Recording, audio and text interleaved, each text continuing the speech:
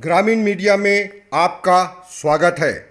दिनांक 27 सितंबर 2021 बैतूल जिले के मुल्ताई तहसील से बड़ा समाचार। भुखमरी की कगार पर पहुंच गया है अन्नदाता।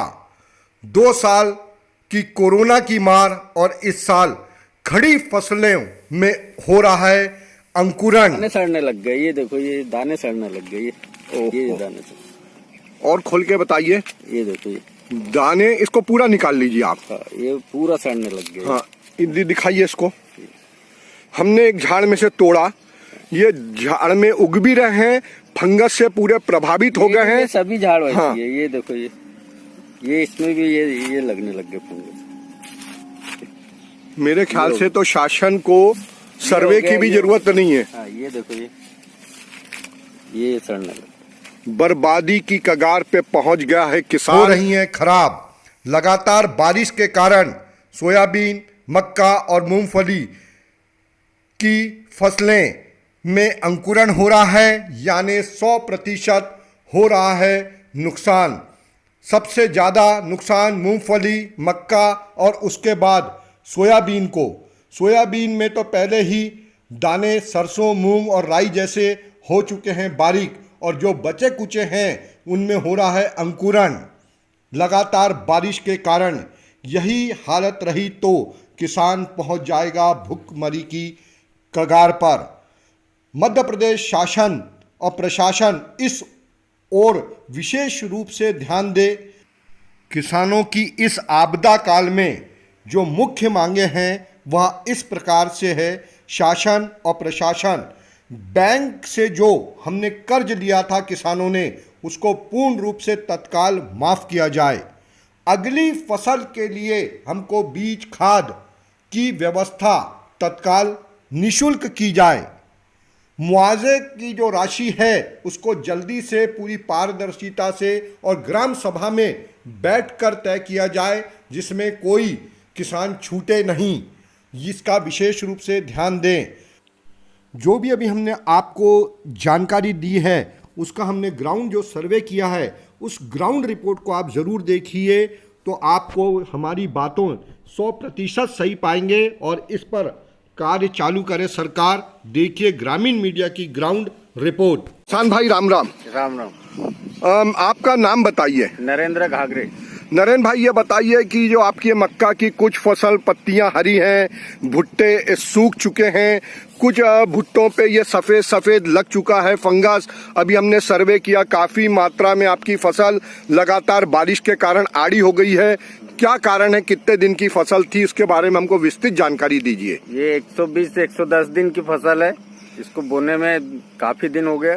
बारिश के कारण जो है पूरे भुट्टे जो है फंगस आने लग गई है इसमें। भुट्टों पे फंगस आ गई है। हाँ, और अंकुरित भी होने लग गई है। भुट्टे लगे लगाए पौधे में अंकुरित हो रहे हैं। खड़े झाड़ और अंकुरित होने लग गए। तो ये खड़े झाड़ में ही अंकुरण इसका चालू हो गया। हाँ। तो इसको आप ये मानते हैं ये केवल एक झाड़ की स्थिति की, पूरे प्लॉटों की और पूरे खेतों की? पूरे खेतों की है। इसमें यानी 90-95% भुट्टे ऐसे ही होंगे। गिर रहे हैं झाड़। ये इसमें कुछ भी नहीं है ना, दाने सड़ने लग गए। ये देखो, ये दाने सड़ने लग गए, ये दाने सड़।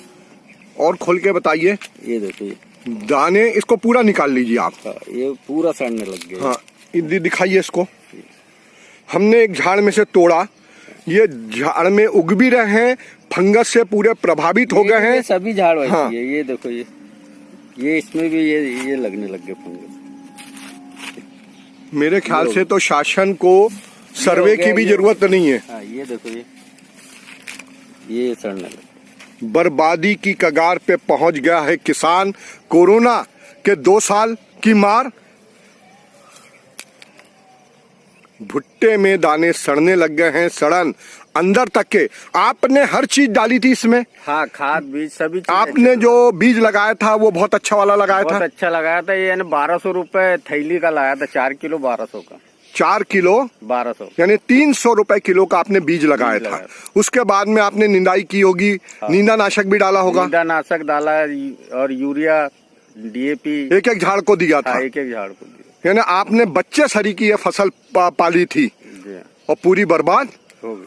तो ये देखिए किसान के हाथ में ये भुट्टा है। अब सरकार को हम केवल ये बोलना चाहते हैं, अब तो सर्वे की भी जरूरत नहीं है इसके। तो इस फसल की वर्तमान स्थिति देख के तो मुझे ये महसूस होता है कि इसकी तो अनावरी भी करने की जरूरत नहीं है पटवारी नहीं है ना, को। अनावरी के लिए भी दाना नहीं मिलेगा, नहीं मिलेगा। और अंदर से उसकी भी सेम टू सेम होने लग गई, ऐसी ही हालत उसकी भी है। तो देख के भी बहुत बुरा लग रहा है। पूरी फसलें खराब होके हो रही हैं चौपट। शासन और प्रशासन ध्यान दे। अब हम आपको यहाँ पर एक तकनीकी ज्ञान जरूर देना चाहेंगे। RBC 6.4 के अंतर्गत किसानों को शासन मुआवजा देगा अगर वो उचित समझे, और जिन किसानों ने फसल बीमा कराया है वो अपने अपने बैंकों को और बीमा कंपनी को जरूर सूचना दे, अन्यथा वो लोग कल ये स्थिति नहीं दिखेगी। और वो सर्वे अभी तत्काल सर्वे की मांग करते हैं, बीमा कंपनी करे और पटवारी जी आके करें, ये हमारी मांग है। किसान भाई हमको ये बताओ, 2 साल से तो हम लोगों ने कोरोना को देखा। हाँ। कोरोना की आर्थिक मार, जैसे तैसे बैंक से और साहूकारों से कर्जा लेकर आपने फसल बोई। अब ये फसल तो हो गई है शून्य, तो अब आप अपनी जीविका कैसे चलाओगे? इस साल भी जो है यानी सोसाइटी से लोन लेके तो जैसे तैसे फसल बोई थी और यानी खर्चे लगा है इसमें। अब तो ऐसा है कि भूखमरी के कगार पे है किसान, भुखमरी की कगार पे पहुंच गया किसान। ना तो हम सोसाइटी के कर्जा देने लायक है, ये तो एक कर्जे की बात हुई है। जो अपने को मासिक खर्चे आते हैं, जैसे सरकारी जो सेवक होते हैं उनको तो तनख्वाह मिलती है, नेताओं को भी वेतन मिलता है, मानदेय मिलता है। आपका और हमारा भविष्य क्या होगा? हमारे बच्चों की हम फीस कैसे देंगे, हम अपनी जीविका कैसे चलाएंगे, हम मासिक खर्चे कैसे चलाएंगे, विद्युत का बिल कैसे भरेंगे, लालन पालन कैसे करेंगे? अब ये संकट को कैसे उभरने का अपने को लगेगा? अब तो आगे कोई सहारा ही नहीं मिल रहा है, क्योंकि यानी पूरी फसल नष्ट हो गई है।